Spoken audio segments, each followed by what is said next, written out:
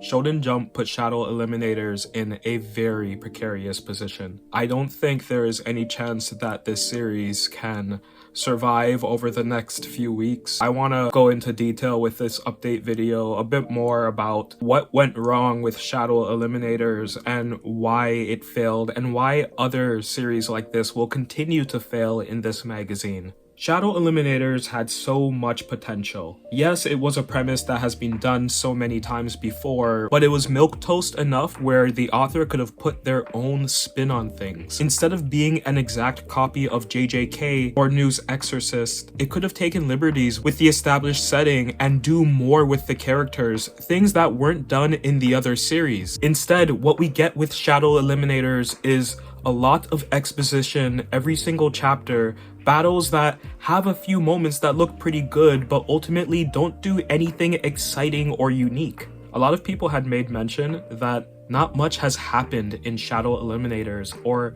they're not able to keep up with what's going on with the plot. And yeah, I fully agree. A lot of times, a chapter will start off with exposition or a flashback, just basically a lot of info dumping. It's info that isn't really significant to the plot. Yes, it does develop the lore, the backstory, the organizations of the series. Right now, Aoba and Yayoi, the main characters, they don't feel like main characters. There needs to be more development between their relationship first before you start expanding on the world and the abilities. Kasane being the spirits is whatever, you know, every urban fantasy exorcist series needs to have some sort of like demon to fight, but the character design for the Kasane, they're not very interesting. I'm never really intrigued when one is on screen. I don't really feel like they're threatening spirits even. There's no gravity to their appearances.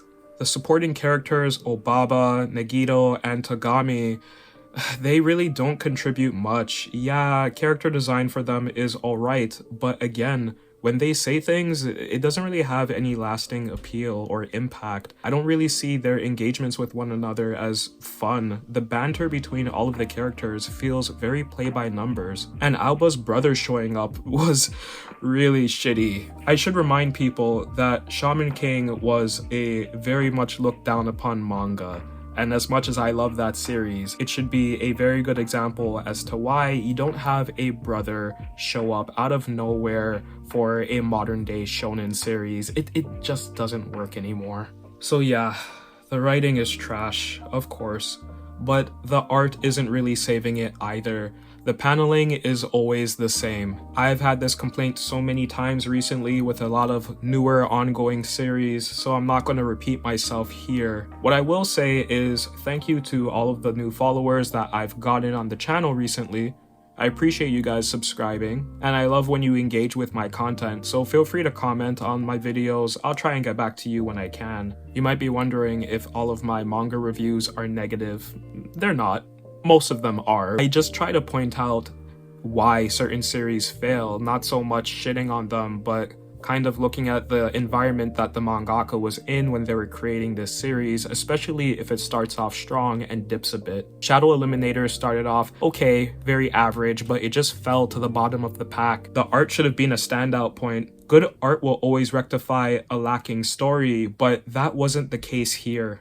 It sucks because the series hasn't gotten a chance to show any color pages, and I feel Shadow Eliminators could be a very vibrant series if given the chance. Kento Amemiya, the mangaka, I don't know much about their ability or their background when it comes to creating manga, but I think that this isn't the right story for them. Another thing worth mentioning is that Shadow Eliminators is currently in a magazine that has Jujutsu Kaisen constantly in the top 5 of TLC, and New's Exorcist, a relatively new series that does the exact same thing that Shadow Eliminators does, but better. When you're running in a magazine that has multiple battle shonens already and 2 urban fantasy exorcist series that are also pretty popular doing well, how do you expect to stand out? The mangaka is definitely going up against outside factors that they can't really control, and it's really difficult to come and make an impact when you're doing the same thing as several other established creators.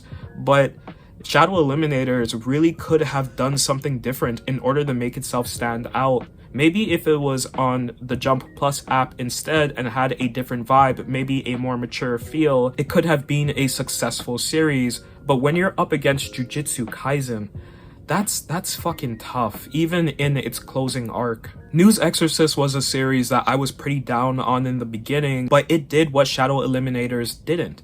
It was able to turn around its story, not rely on any one thing, and push forward something that we hadn't seen before. The approach that News Exorcist is taking is one that I think other younger mangaka should pick up on. You have to be prepared to pivot when you're doing something in Weekly Shonen Jump. You can't be too attached to your characters or the direction that you originally wanted to go in. You just have to be malleable. You have to be able to switch on the drop of a dime in order to keep your characters, your world, your series alive. Right now, characters like Nagito and Togami are much more interesting. Nagito feels like the Sasuke of the series. I like his design more than Alba or Yayoi's. Yayoi, I hope I'm pronouncing the dude's name right. He's not a great character. And yeah, he has floating houses, which is actually a cool ability, but I think it came too late into the series. Togami is the quirky girl, and I think she's the only possible savior of this series. I don't know if it's going to go on past 19 chapters, but I do think she has the ability to make this thing survive if it does go on past that amount. I like her design. It reminds me of early 2000s quirky girls, and it feels very unlike what I'm seeing in News Exorcist or Jujutsu Kaisen. So perhaps that could be a direction that the mangaka focuses on. A strong female character is what you need for shonens like these, especially in the beginning. Shadow Eliminators hasn't been popular on the internet. It hasn't been popular with fans. It's not popular in the magazine. It's a failing series, and it sucks because I would have liked to have seen this go on for a bit longer. I don't think it needed to be a long-running series, but with Ruri Dragon coming back into the magazine, with My Hero eventually ending and Jujutsu Kaisen ending, and Sakamoto Days is doing well, Blue Box is doing well, you could see that the priorities of Shueisha are in a lot of other directions. I don't think they're in a position right now where they want to really cultivate a new series. Shadow Eliminators is one of those series that would have needed